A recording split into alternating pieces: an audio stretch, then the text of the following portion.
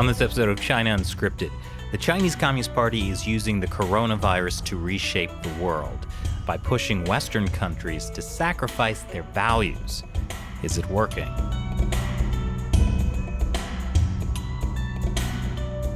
Welcome to China Unscripted. I'm Chris Chappell. I'm Shelley Zhang. And I'm Matt Gnezda. And joining us today is Marco Respinti, director in charge of Bitter Winter, an online magazine focusing on religious persecution in China. Thanks for joining us today. Thank you. So, I guess the big question is, why does the Chinese Communist Party see religion as a threat?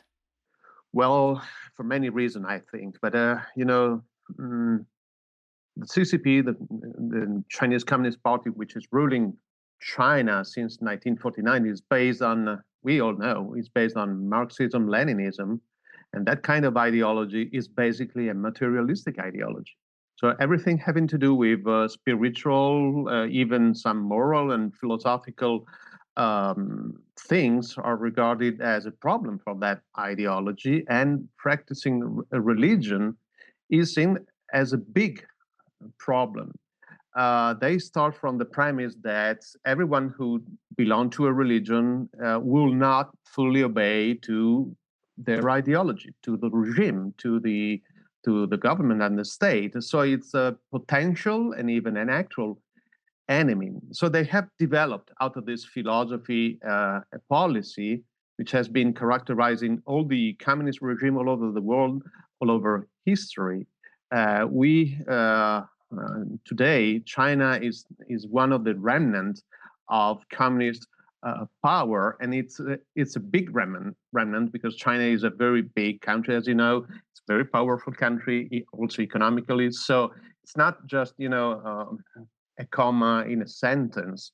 It's a very big problem. So coming out of that philosophy, their policy regards religion, churches, religious groups, religious individuals as enemies.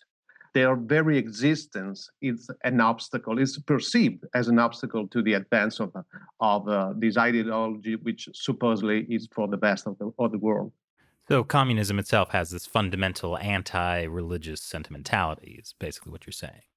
Yes, I think so. I mean, you can get it from all the theoreticians of Marxism, dating from the founder, starting from the founder, Karl Marx, and all of them have developed this idea pretty clearly. Do you have any sense why that came about? Well, it's a long story. We need to go to the history of philosophy, at least Western philosophy. I studied history. I did my homework in history, and this dates back to the Enlightenment project, going to the French Revolution, and giving birth to all the revolutionary movements during the 19th century, going to Marxism. There is the rising throughout Western history of the force, cultural, ideological force, which regard God, whatever name you give to God or a spiritual force or a superior entity, as an enemy. I'm not a theologian, so theologians have answers to that. I'm a kind of historian and a journalist, and I chronicle the fact that throughout Western history we have this development of an anti-religious sentiment, which become an ideology in power when it comes to regimes like the Jacobins, the Nazis, the fascists, and the communists. That just seems so strange to me, because as an American, we hold like freedom of belief is to be such a fundamental principle. It seems strange that there would be a resistance against that. Yeah, I mean, American. I'm pretty familiar with America, with the U.S., with the American founding and the religious understanding of the American founding. The U.S. Constitution has the freedom of religion as the first amendment to the Constitution, which means it is the first political right of every American citizen. But let's keep in mind that began as a kind of opposition to what was going on in continental Europe. I mean, those are the years of the French Revolution, as I was saying, and the American experiment in freedom of religion also as a basic fundamental question of even social political life. It's quite on the contrary of what was happening in continental Europe.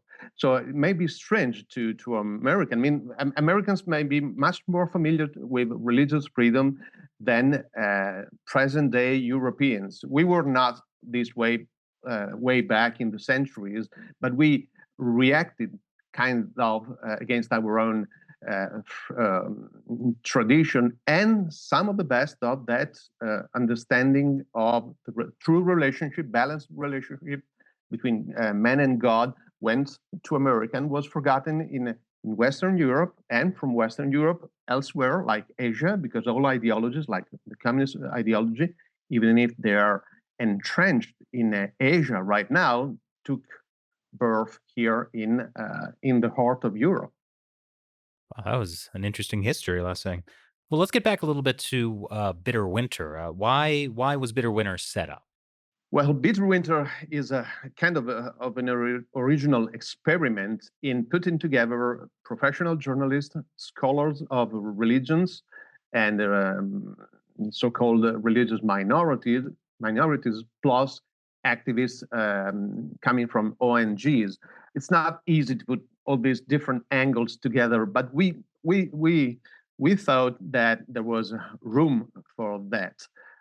The basic idea dates back some remotely, of course, dates back to some decades ago when some of the best scholars, European, in religion, studying religion, realized that it is not possible to study religious groups, religious doctrines, without paying, of course, respect to religious freedom. Also, because religious persecution affects, not always for the good, of course, affects the life, the inner life of religious groups. So these scholars realized that in order to study religious groups properly, and religious groups oftentimes are exiles, you need also to address the topic of religious liberty.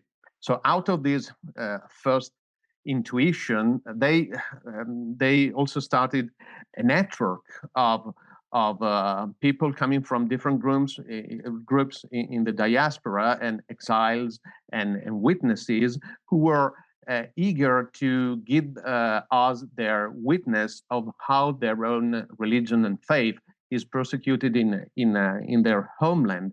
And of course, one of the biggest problem these scholars face is China, because China, again, is so big, is so powerful that you cannot ignore the problem of religious freedom in China. So these scholars put together different sensibilities. They asked, I mean, they are scholars. They asked some journalists if they were interested in doing some of this work, like myself. I'm one journalist. They put together also some activists, because it's not enough to study. At some point, you become also an advocate of religious liberty. So out of this whole remote story, a couple of years ago, 3 years ago, we started the idea of saying, we need some media outlet out there, and we started to explore the possibility of doing an online journal. So we did it. We were launched in May 2nd, 2018. We started in many languages, and then we realized that we should concentrate on our efforts on Chinese and English, because these are really the languages which are needed when you address a topic like China and the international community. So English and Chinese. So we started this adventure, which has been quite rewarding in the answer that we got from the media community, from some politicians, even some governments or international organizations. So in a nutshell, this is the story of how Bitter Winter was founded. We've certainly used you as a source a lot too. And I think it's just so interesting to kind of frame the current religious persecution happening in China as an extension of sort of this centuries old kind of war against spirituality that was kind of growing in Europe. But let's talk about modern times. Over the past year, the coronavirus pandemic has been going on. During this, has religious persecution gotten worse?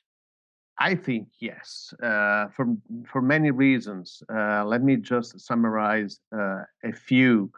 First of all, we all know now it's a fact. It's not a conspiratorial theory that for good or for bad, the new coronavirus came out of China, and we know that there have been delays in informing the general public and international organization, or even that some international organization like the World Health Organization uh, coped with the orders coming from Beijing in order to slow down the information process on the coronavirus. This ended up in many more victims of the virus, and this is the first point. Going in detail into religious persecution, while the coronavirus was covered up by the Chinese regime and its allies, the machine of the religious persecution in many places in China didn't stop, because I mean they just used the COVID problem to implement some more restriction on people, to stop religious groups from gathering. They use the COVID as an excuse. And then there is a second point. When the COVID was, they could not silence the news anymore. China, they tried to use COVID for their own good, saying, all of a sudden we had a problem with the COVID, but in China, good that we stopped it before the virus could spread all over the country. So we are the one who defeated the COVID, the virus. So let's export the Chinese lesson all over the world. At that point, many countries, many people in different countries regarded China as a savior. So they suddenly forgot that China is not the most democratic regime of all the world, and they suddenly forgot that religious freedom is systematically denied in China. That was, a very big gift to the regime, who could even be more violent in the repression of religious groups, because no one was paying attention that time. They didn't pay attention enough before the COVID, but the COVID gave, to many people the excuse to say this is not the priority. The priority is COVID, COVID, COVID, only COVID, which of course is a problem, but it's not. Evil still goes on beyond COVID, and one of the face of evil is the religious persecution in China, and people suddenly forgot all these, and China came out as the champion of the liberation from the COVID. Sometimes it's even still presented as such today, when we know that they were guilty of covering up the development and the spreading of this virus. So yes, persecution is still going on. It's probably more bitter than before, just because people is not paying attention. They basically used it as a cover. Yes, I think so. I would say yes. Marco, you are in Italy right now. How would you say that your government has, because it's been hit pretty hard by COVID, how would you say that your government has responded to the Chinese Communist Party saying that, we're the savior and things like that? Yes, as a director in charge of Bitter Winter, I always underline that we don't take any political stand as a magazine. Of course, I have my own opinion, very strong opinion in politics, religion, and so on and so forth. But as Peter Winter, we don't address that topic. But I don't want to avoid your question, because I can turn the answer. I can craft my answer remaining just on the question of religious freedom, which is the proper duty of Peter Winter. With this premise, I would say that the Italian government has been too soft on reminding China that beyond giving us some technical equipment to supposedly to fight COVID, or some thousands of masks that we, by the way, paid in advance, my government has been too soft in not reminding China that the first of all human rights is right. So people should not be killed, tortured, or abused in any way to advance no kind of ideology or policy.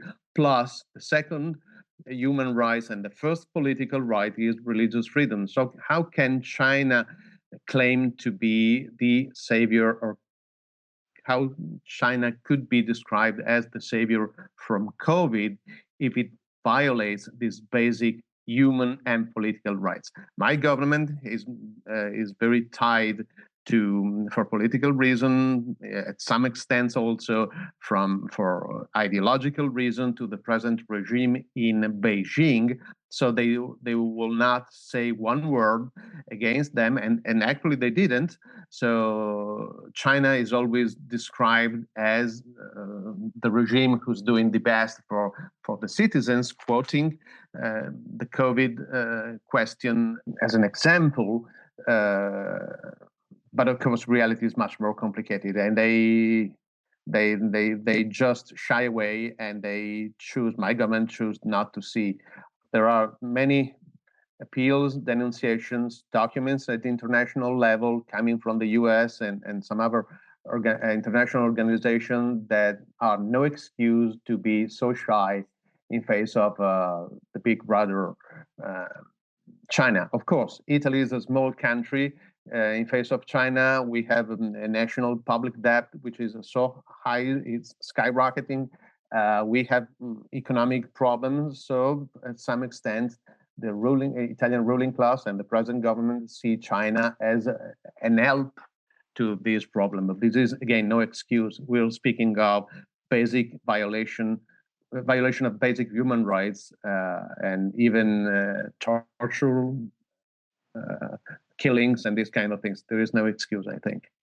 I think it's interesting looking at this in the context of what you said, China as the savior, because, from a religious point of view, it's like now Italy and other countries are looking towards this atheist entity as the savior, almost as if like ideologically, like, we should adopt what, like not only take their medical equipment and masks, or that, we have to buy from them, but also to implement their ideas on how to contain the spread. Because, of course, believing that what the Communist Party says about, policies to contain COVID work, because they work in China, if you believe the official statistics. I mean, only 4,000 people have died in China. And therefore, we should adopt every measure that China says we ought to adopt.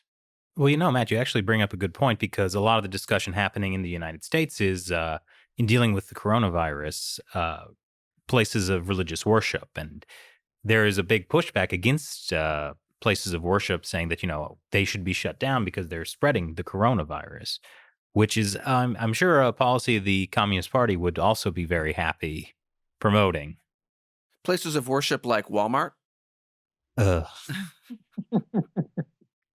Yeah, I mean, this is a good and big point. There are philosophers and sociologists who, even before COVID, the COVID crisis and the pandemics, they pointed at the China model as the solution for the future in terms of policy and politics, the solution to the great big question on sustainability of modern states and all the problems with democratic society and this and that, and they kind of envision a technocratic model based on the Chinese regime, where they say, ideology, Marxist ideology, is not per se very strong in China anymore. They use the name, they use the framework, but it's not real communism. It's a kind of social democratic, technocratic model in which everyone is being taken care of by the state, so they don't need to worry about anything. They even can get rich when the state says you can get rich if you don't put too many questions, if you do what I want, if you enjoy the liberty I give you. It's not a God-given liberty, but it's a CCP-given liberty. So there are Western philosophers, sociologists, even politicians who think that this Chinese model could be the solution to the modern democratic problem. COVID came into the scenario and added to that in the way you were saying. Look at China. China was so good and so able to resolve quick the COVID problem. And this is, by the way, what they tell us. We don't have any means to verify what the regime says, but many Western corners took that at face value and say, yes, okay, yeah, Beijing was very practical. They solved the problem. So let's adopt that model. And of course, as you were correctly pointing out, the big enemy of this new technocratic Chinese model again is religion, organized religious churches, movements, whatever, because they do just the opposite. First of all, they don't obey to this atheistic God. Ultimately, they have another God. They have another superior being to whom they look. So they cope with the load of the state, but if the state gives them liberty.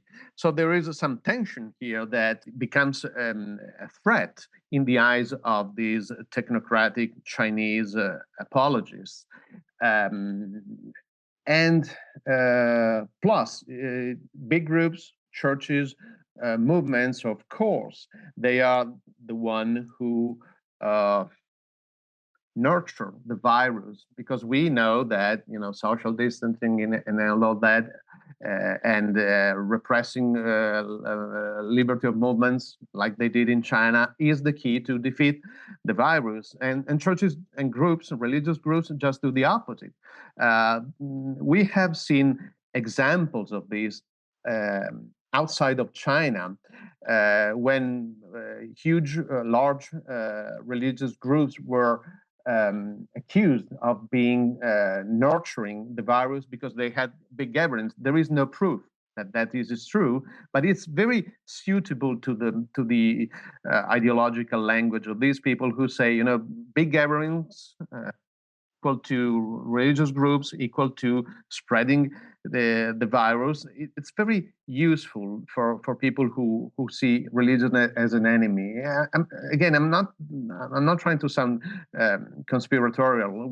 There are facts who can document this. It happened in Korea, it happened at some extent in Taiwan, and the whole idea, even in the West, to shut down churches just before supermarkets goes back to the idea churches, groups, religious movements are the problems as to the COVID. So let's get rid of them first, and then we can discuss the COVID problem. It originates in the ideology of the materialistic regime, like the communist regime in China, but it easily goes beyond China, being taken by some technocratic ideologues and applied to some Western society with some differences. But this is what we are facing now in countries like mine or in the West, where the problem is shut down churches before doing anything else, because COVID is lies in churches. This is becoming a common mentality, which is very dangerous. I think you could even not be a religious person, but when you start thinking that religion is the problem, you mean that the most intimate of the human soul is the problem. So you need to repress that in order supposedly a democratic society. I don't believe that this is democracy.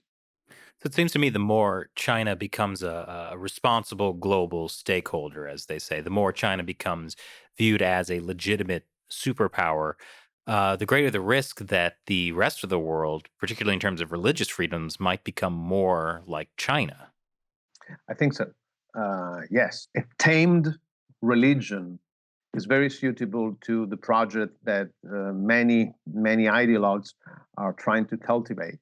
I'll give you some religious freedom as much as you obey to what I'm saying, as much as you eliminate all the problematic aspect of your religions, like being free to worship together in a public place, in a church, in a hall, in a house, or even in a garden.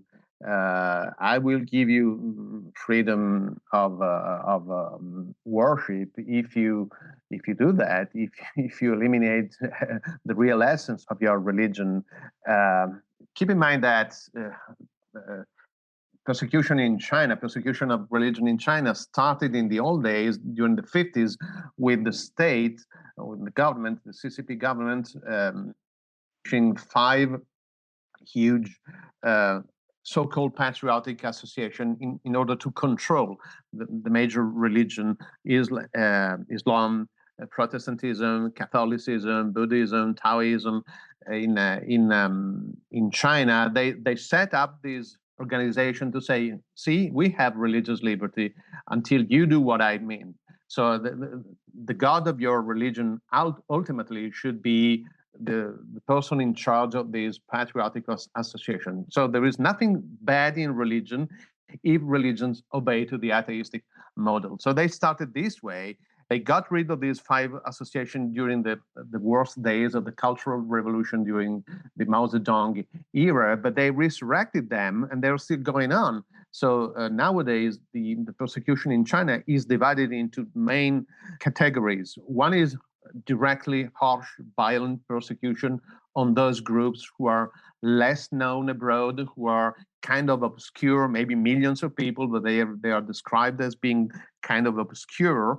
Plus, this kind of this domestication, this taming of religion through these 5 patriotic association, which ultimately belong and responded to the state. So I persecute you if no one knows you. I mock religious liberty, obliging you to be free unless you obey me. If you're so big that I cannot kill you in the dark, basically. So it's an old story which is coming back. The model of this patriotic association is very suitable also for a democratic society in which ideologues, ultimately materialistic ideologues, are in charge of everything, and they see religion as a problem. Also because of the peculiar history of Western society, they will not go against you with tanks or concentration camps, but they will put you in bondage in very in very subtle ways. We are already seeing in many examples of this in Western society. When you say that there are these people who see these ideologues who see the Chinese Communist Party's model as one to emulate, like as one that works to control religion, they still give them the ability to worship under these official, churches or Buddhist organizations that are all subservient to the Communist Party. And it seems like, you could believe that this works well until you see what is actually happening on the ground in China. And that's where I think Bitter Winter is very interesting because you you get out all of these documents, stories, images. I mean, the pictures on your website are very powerful, I think, to show the destruction of Buddhist statues, the destruction of churches, when churches have to like take down the image of Jesus and put up an image of Xi Jinping or Mao Zedong. Like that's like a very powerful thing that shows like the reality of what's happening in China right now. What happens when the state and government is above religion and God? Yeah, I describe the whole story as the struggle between two gods. There is one is God, one is the atheistic God, which has the same pretensions as the true God, whatever you call it, but it's not. But it's a fake one. There is a line by the famous poet T.S. Eliot. I mean, I'm going by heart, but he says, "Beware! Either you have God or you have Stalin and Hitler, and they are jealous gods." You can put in Xi Jinping and Mao Zedong.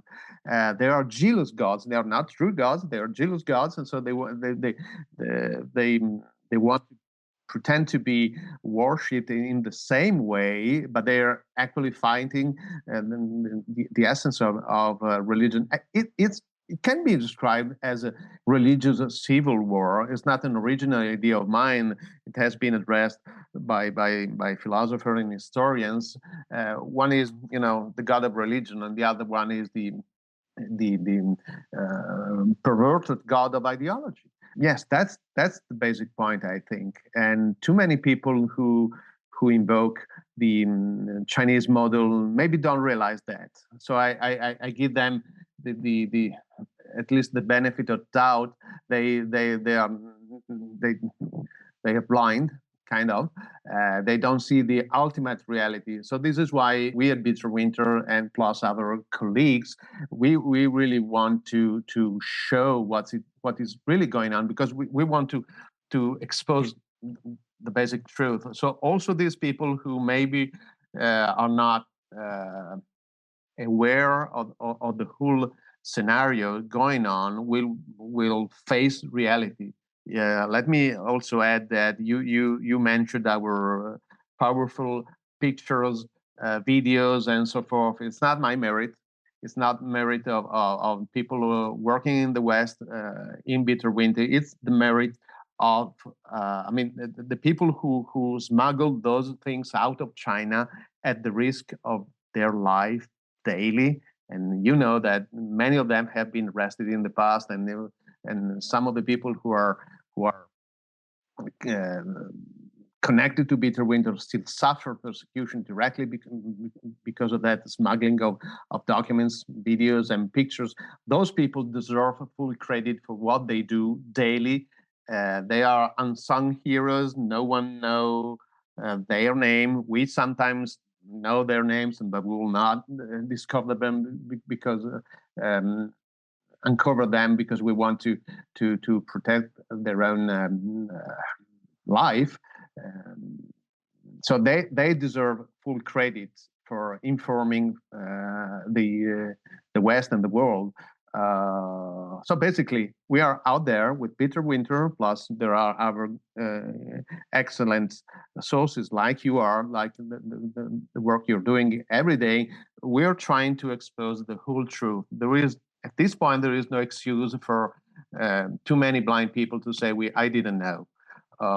It's a global religious civil war. that it's going on in a very subtle way sometimes, but it's very, very dangerous because, again, it goes to the basic question of the human being. Religion is not just a problem for religious people. It's addressing the core question of the human being. So it should be important for everyone. It should guide politics. It should guide economics. It should guide everything, not, mixing the things. But if you say that you're a politician and an economist or whatever, for the sake of the common good of the people, you should address religious liberty first, always. Otherwise, it won't be a sound enterprise. Well, let me ask you about that, Marco, because for someone who's an atheist or agnostic, and they see these two competing religious powers, one being a religion that believes in an almighty God, and another that believes in the atheist communist party as maybe not a god, but as a materialist Marxist view. Yeah, but as a model for bringing about heaven on earth, as Marx would put it. So you're looking at these two things from an agnostic or atheist point of view. Why would you choose a world where you have freedom of religion and the flourishing of spiritual religions versus having the China model, for example? Like outside of spirituality, like what's the advantage? Well, the easy answer would be if there is no liberty for people, you will not even be free to worship or whatever the Marxist or ideological God. Religious liberty is good for religious people, but even for atheists, because no one will come into your house, friends, and impose you a worldview. So if you really want to fight for freedom as such for everyone, you should be in favor of religious freedom, because it's the first of all freedoms. If you grant religious freedom, then you can. If you grant religious freedom, you're addressing the most important topic. You're addressing number one human problem. From that, you can then address freedom of association, freedom of speech, freedom of education, freedom of everything. If you address the first topic, if on the most basic human question, which is, does God exist or not, I am not free to choose. Well, why should I be free to to walk around freely with no policeman arresting me just for the sake of arresting me? Everything goes back fundamentally to that point. Maybe it's not easy to see that directly, but this is the truth. If you are free from any churches, any states, any organized human group to say yes or no to the basic question of the existence of God, you will be free to address everything which is important in human life. So if you're an atheist and you don't believe in God, you want to be free to say, I am an atheist, I don't believe in God. But if you don't have that freedom, what's up? I mean, you're not fulfilling your human nature. You will be repressed. You will feel repressed and discriminated, of course. This is the basic and simple answer. There would be even some more refined scholarly answer, but basically, everything will get back to this point. Freedom of religion is good for everyone, even for atheists. A good atheist, a good liberal in terms of religion should say, okay, I don't care about God, but I want to be free to say I don't care about God. So if I want to be free to say I don't care about God, in order to enjoy this freedom, I need to give freedom of religion and expression to everyone, even to my fellow religious guy, to which I will react. But if none of those is free, I mean, every human question is is every human dimension is that, basically. That really is true because if you look at the history of communist China or the Soviet Union, a big group of people that are victims are communists and Marxists. They're always getting purged and killed. They are not free by any means. One of the saddest side of the saddest story of communism is that heretic communist groups, Democrats, or even communist group who are not in line with the strong personality of the chief have been decimated. They have been eliminated. So this is a variation or a version of what I was just trying to address.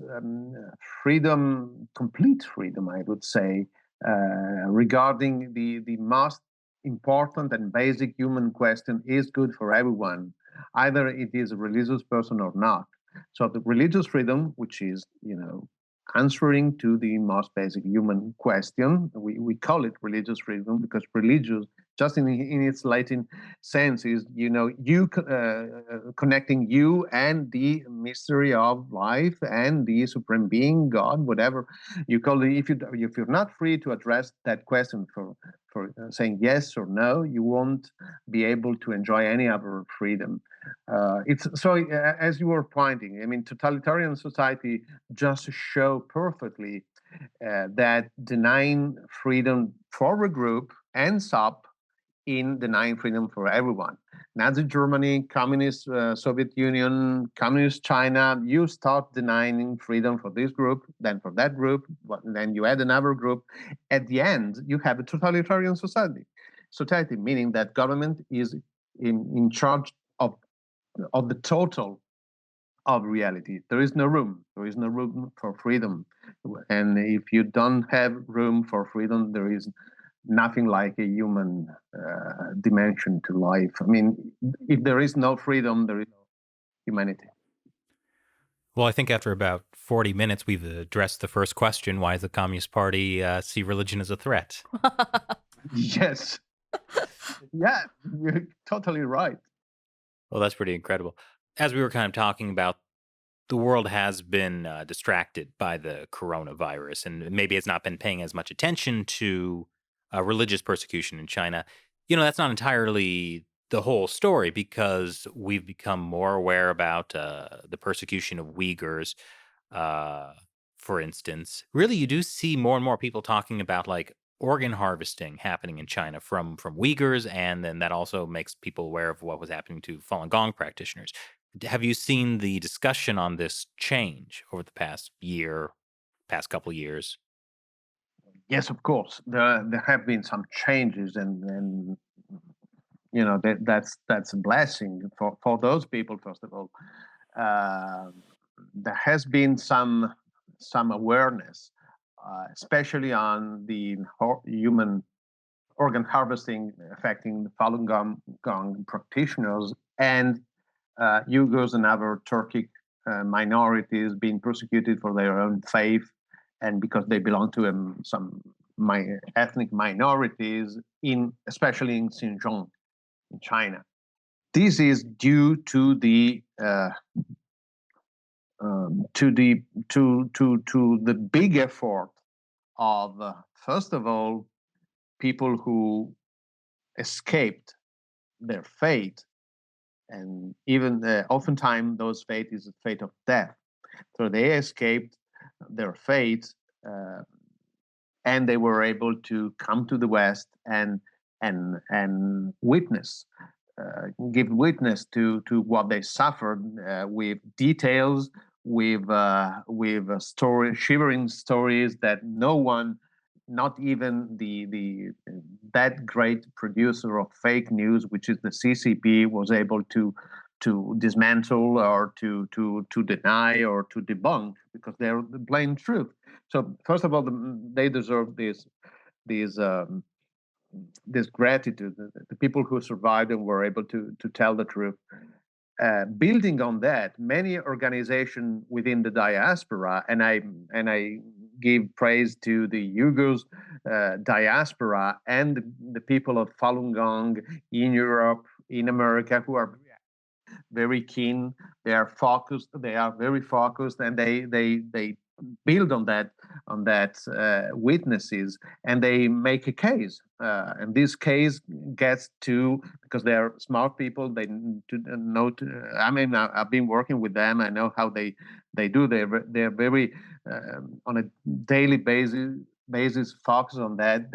These case goes to the media, to journalists, and when it goes to journalists, people start paying attention because they open the journal and say, oh, who are the Uyghurs? I never heard the name. What is the Falun Gong? And they start reading. So people become much more aware. But the main point is that from witnesses and from media, one side is getting people, normal average people, much more aware of the problems, but then you get also some international organization, some governmental agencies starting. This is the case, for example, speaking of the Uyghurs, of the Congressional Executive Commission on China in the U.S., which started to say, "Oh, wait, we have a huge problem here," and so they started addressing that.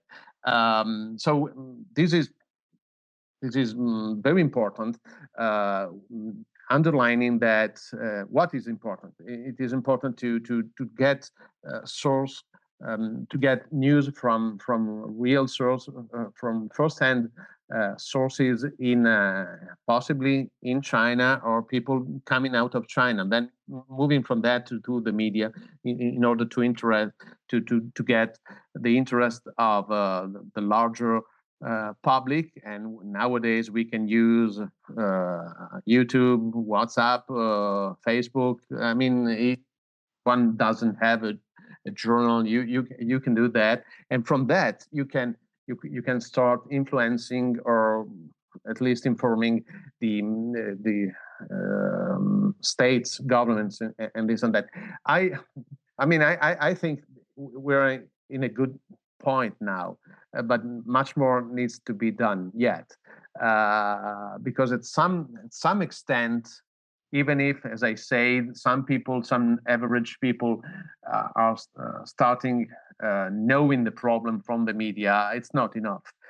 Sometimes these denunciations, which are starting, as we were saying, needs to get to a much larger audience. Nowadays you will find people knowing about the Uyghurs faith, the Falun Gong faith, the Church of the Almighty God faith, or the underground patriotic Catholic association faith, and maybe before they didn't even know the name. But it remains again in some circles. It's not general. Too many people don't know yet about the problem. And part of the problem is not the only reason, but part of the problem nowadays is the COVID question. If you speak about China, many people will not raise any other question than COVID. Just like, COVID is the other name of China. So they say, COVID, and they address the COVID question. So who cares about, if you speak about the Falun Gong, what's the Falun Gong? Okay, we have the COVID problem. Let's address that. That is the top priority. So I saw a shift in the public awareness about this persecution, which is a very good thing, but many things remain to be done yet. It's not enough. For example, finishing up on Uyghurs and Falun Gong, I would say, and scholars and scholarly understanding of the question support me, I would say that Uyghurs are suffering a literal genocide. I will dare to use this word. And I think also the Falun Gong people are. Because they are eliminated. I mean, the CCP want to eliminate them because they're Uyghurs, because they are Falun Gong people and good for human harvesting. When you want to eradicate a people, a class, um, a level of society. The name is genocide. So the next step will be to at least cultural genocide, but it's also ethnic cleansing. It's also physical genocide.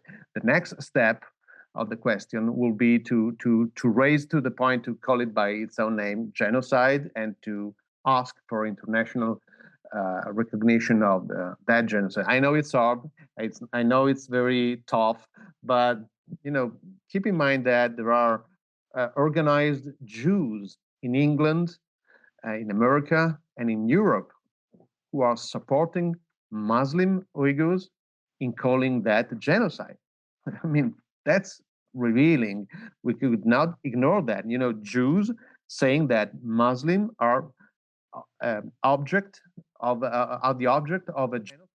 I mean, this is a wonderful news, not just genocide, of course, but this Jewish awareness. We should cope with that. International organization should face that reality and respond. So next step will be recognize the genocide and call it by that name. Well, have you considered that maybe this genocide is just a form of Chinese Communist Party efficiency? I mean, they get rid of their ethnic minorities, they get rid of religion, and they make a profit from selling the organs. I mean, it kind of all wraps up nicely. That's very dark. Yeah, I mean, of course, you will not find allies in those technocrats who see the Chinese model as a solution. But keep in mind that every genocide in history has been justified not calling it a genocide, but using some excuse. Of course, the Nazi tried to exterminate the Jews because they were, parasites, because they were ruining the Germany's economy. So we don't hate, the Nazis say, we don't hate Jews as such. Well, some Nazis said also that and wrote that, but generally speaking, we don't have a problem with Jews as such. But Jews are those people who are ruining the country. So for the sake of my country, I will get rid of that. It's a technocratic solution. It's a technocratic approach. The Nazi were the most efficient threats, and the Soviet Unions, and the Soviets were the same. And the Maoists and Chinese nowadays are the perfect technocrats. They find technical solution to what they perceive as a problem. So Falun Gong people are considered enemies of the state. They are growing too much. It's a movement that goes beyond the control of the state. So it's a theoretical threat to the state. Plus, we need some supplies for human transplant. Okay, that's the solution. Go and harvest. It's a cynical, technical, cold answer. If the technocrats in the West who support the Chinese model don't understand that, or even worse, if they cover that, they're doing the same. Basically, they are covering. It would be like saying that Hitler was just fixing the German economy. It would be the same. I mean, I'm just thinking about how when people talk about China being ruled by technocrats, or the Communist Party being technocrat, Meritocracy. well, like that, it's said as such a powerful thing, or positive thing. I mean, it's said as like it's a positive thing to be a technocrat, and you're pointing out that this is actually a terrible, like cold-blooded way to look at the world. Yeah, well, of course, it became it depends on what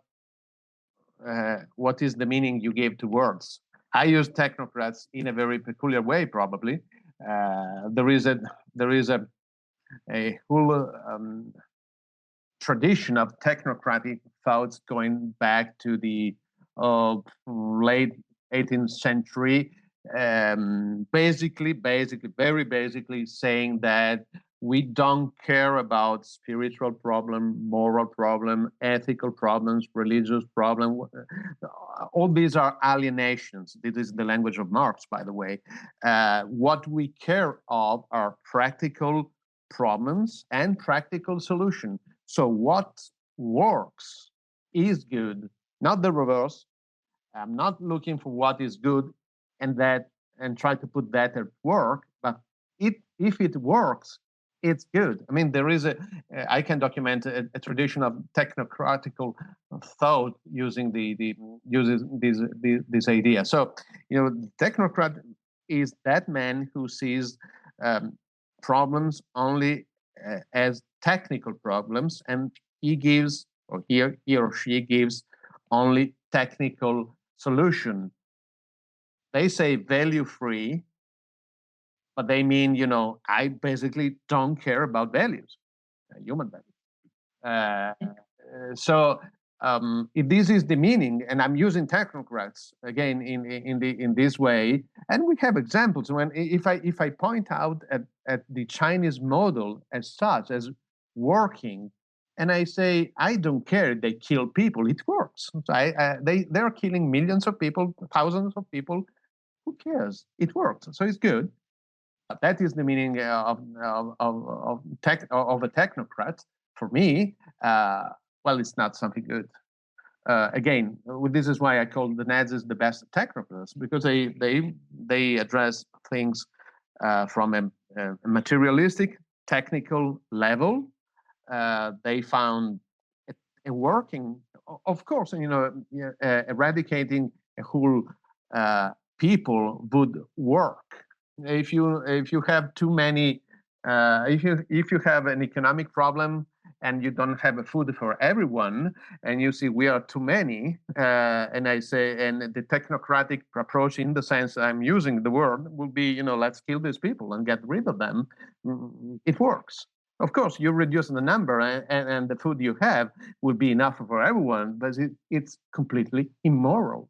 If you don't look at that, and if problems are only technical problems, so solutions are only technical, you can find a working model, but they are immoral. Let me just add, this will get us too far away, that ultimately, I think that perceiving reality just as a technical problem, which needs only technical solution, working technical solution, could be effective, can work in the medium range, but ultimately it won't work.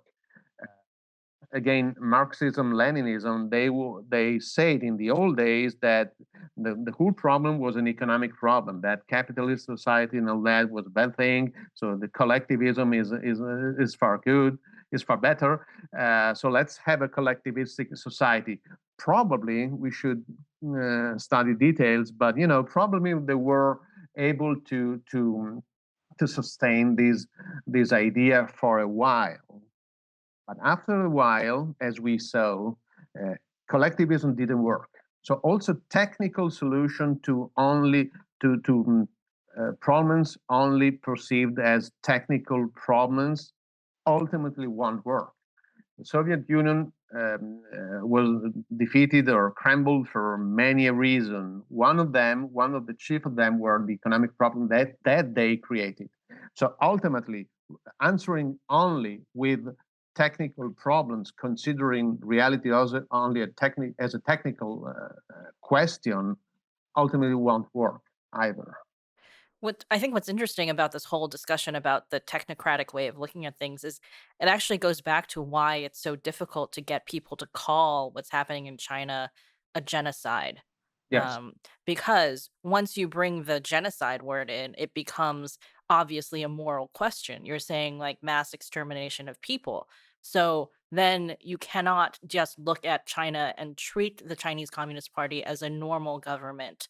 You have to acknowledge what they're doing from a moral perspective. And I think, there's a large part of Western society and Western corporations, Western governments, they don't want to do that because it will mean they cannot, do business in China the way they are. They cannot, have the relationships, government relationships with China that are benefiting their government, that kind of thing. So when you talk about this like technocratic way of looking at things, it's interesting because we just did an episode about US tech companies, US technology companies, and how they're treating doing business in China, where they try, they're selling computer chips that are used in surveillance in China of the Uyghurs and things like that. And their excuse is that, we just sell this technical solution to companies in China. We don't know what they're going to use it for.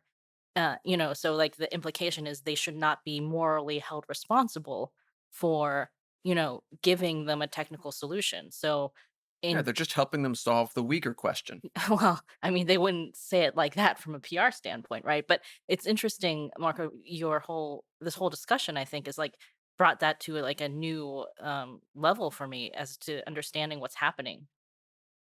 Catharsis? You pointed to a basic point. I feel free to comment on that, and you may use this in the best way. You can even cut it. That you're basically saying that we have a problem now in our civilization due to the fact that most of the people are immoral, that they don't see things through a proper lens, which is the ethical, moral question. I would even say spiritual and religious, since I am a practicing Catholic. But I will not do. If you don't want, I can refrain to go in using. I can stop before spiritual and religious. I will be satisfied in using moral or ethical. If we live in a society in which, generally speaking, in which this is the basic point, the basic question, the basic problem, since we refuse to judge everything by moral standards because we say there are no moral standards, because the whole idea of a moral standard is a blasphemy, kind of. If we do that, this is the result we get. There is no problem in genociding people for the sake of making some machinery work. I'm going to touch a very delicate topic. You will do whatever you want with my words. You can even cut them off. We think that it's all right to kill babies and use stem cells for doing research, because we think that science is value free. So techniques are value free. We end up in destroying the very question of human being, and we end up in genocide. If we think that human beings, can be cultivated in order to supply parts to be used by others, we end up in human harvesting, as China. You may be familiar with H.G. Wells' The Time Machine. You remember that society in which it was so normal that one group ate another group. This monster used to eat the flesh of these young people, and for these young people who were eaten by those monsters, it was normal. They accepted it because they were raised in this completely value-free, immoral, unethical society. So what's the problem? I mean, they perceive nature as being done that way. Those people needs to be fed, so I am the food. What's wrong? Of course, human nature will react to that, but if you bombard them, I'm not sure that human nature can be stopped and silenced forever, but I cannot predict the future. At this point, I live in a world, in Western, not in China, not in totalitarian Nazi Germany. I live in democratic, wonderful Bel Paese, Italy, and I'm surrounded by people who thinks that is normal to cultivate other human beings, to use their body parts for supplying someone who's ill, which is normal to kill babies, to use stem cells, which will be, of course, normal to eradicate a whole group of people if they pose some supposedly problem, or if they can be put to work for the best. They, of course, in Italy, no one is saying that will be, which is good to make a genocide out of the Uyghurs or the Falun Gong. But I will add not yet, because if your logic with the premises, if you say that there is no problem in doing, in sacrificing the some of the most innocent people within our society for a supposed greater good, I would say, why not be very coherent and consistent and say, okay, let's get rid of the Uyghurs because they are a problem on the Belt and Road Initiative stand, and well, why not? If it's effective, if some good, supposedly good, can be taken out of that, why not? Well, you're right. It's a great technical solution. Yeah, I think it's so interesting. Also, how you prefaced what you just said about, oh, you can cut this, as if you're saying, like, what you're saying is blasphemous. But as an American, I believe in, like, freedom of speech, freedom of belief, and, like, the idea that you can't say those things out loud. That's ridiculous. This is why I love you Americans. I just say that because you're right, because I'm a biased European, and I say, well, maybe this is too delicate, but also because we were not stepping out of what we decided, but I'm pushing myself outside the strictly Chinese thing. So since we didn't agree on that, you may find my reasoning too far-fetched. So I said, because I love freedom, I said, you're free to do whatever you want with my word, but I'm glad you said I'm free to say that. And this, again, I'm not paid by America in any way, but I say this is possible nowadays, probably only in the American Republic, as Benjamin Franklin said, if you can keep it. Oh, and that hits home. Yeah. Well, so one of the things that you guys are doing at Bitter Winter is expanding. So you want to tell us a little bit about what you're doing in December? Yeah. As I said, we started 2 years ago out of that story with focusing on the Chinese problem because China is so relevant. Having done that for more than 2 years now, many people with whom we working at different levels, some politicians, some media people, some scholars, say, wow, Bitter Winter is doing great on China. Why not have something else beyond Bitter Winter addressing the problem of religious freedom elsewhere? Because, of course, China is the major problem for many reasons, because China is so powerful, so rich, so on, we know. But there are other spots in the world where religious freedom, since religious freedom is the basic question, where religious freedom is threatened. So why don't we do something else? Of course, we cannot do, at Bitter Winter, but also other people, we cannot do, a journal for every country, which is also a kind of seal to do. And we consulted, we work on that. We got inspiration from other people doing other jobs in other fields, and they say, why don't we expand the scope of Bitter Winter to the international scenario, meaning that we will never abandon China because we have all the relationship with underground people smuggling important documents out of China. We have an experience in China. And China is still a problem. It's not solved.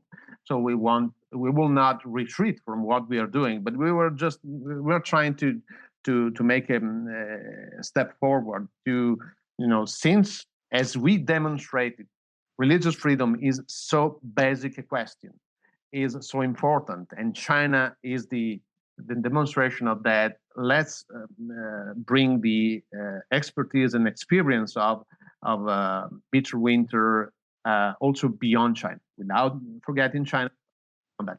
Because again, religious freedom, as we were saying, is the basic question. So it's not a Chinese problem; it's a human problem. It's a world problem.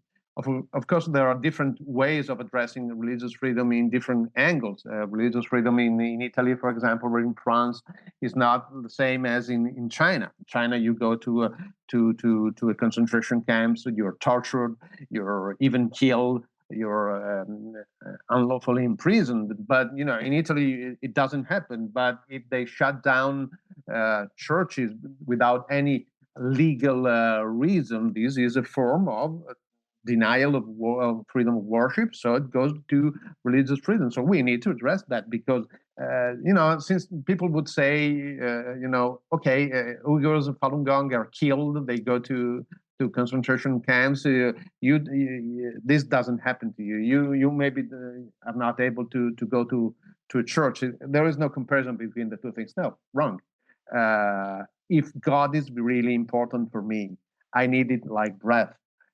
If worshipping together is part of my religion, why should someone, for no reason, deny this air for my lungs? So it's a violation we should address. Of course, it's different than Uyghurs, Falun Gong, or Jehovah's Witnesses in Russia, whatever. But we think it's very important to fight also for the sake of. So, from December 1st, few days. We will launch the new expanded version of Bitter Winter, which will be called Bitter Winter was, Bitter Winter, a magazine on religious freedom and religious liberty and human rights in China.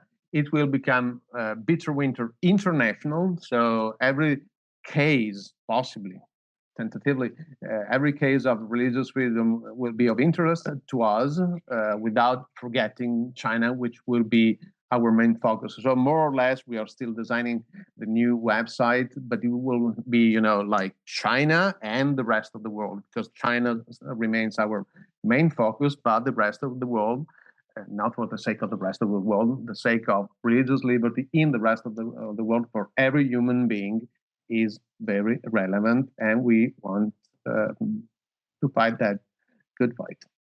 Well, congratulations. That's great news. Thank you. It's a lot of work, a lot of headache, more than I don't even time to go and see my friends. I will have lesser time, but it's worthwhile. So we'll keep on. Well, and I definitely recommend anyone watching or listening to check out Bitter Winter. It's a fantastic source. And Marco, it's been an absolute pleasure having you on the podcast. It's always my pleasure, my honor to speak to people in love with religious, true human questions. Well, that was quite a discussion. It went a totally different way than I thought it was going to. Yeah, I didn't almost immediately the questions I had were like, well, these are no longer I was like trying to bring it back to the Uyghur stuff, but it actually, there's so much more there.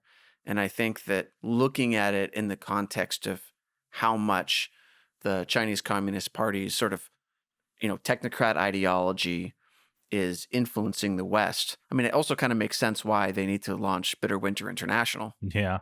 Well, I think that I definitely had like a light bulb moment live on the show about the whole, I knew why countries didn't want to call it a genocide, but this whole, having to bring the moral component into it was definitely like it articulated it in a different way for me personally, I think. Yeah. And I'm sure the people watching or listening might not agree with everything Marco Respinti said, but I mean, just the fact that we are in a society where now, there are some opinions that you just can't say. Like, that's crazy. That's not the world I want to live in, and I hope it's not the world you want to live in, you watching and listening, even if you do disagree with what he says. I mean, I think that's a good point. Yeah, I may not agree with what you say, but I'll let Matt defend to the death your right to say it. Well, because it's funny, to be perfectly honest, while he was talking about abortion, I was like, is this really something that we want to have on the show? Because it's such a sensitive topic and a lot of people will be offended by it. And like that process was going through my mind. And then when you said afterwards that like that's actually the issue, that people want to cut that stuff because it's uncomfortable or because it's not popular to talk about, I was like, oh yeah, like that's what I'm doing in my own internal thing. And maybe I don't agree with everything he says, but does that mean that we shouldn't allow him to say that?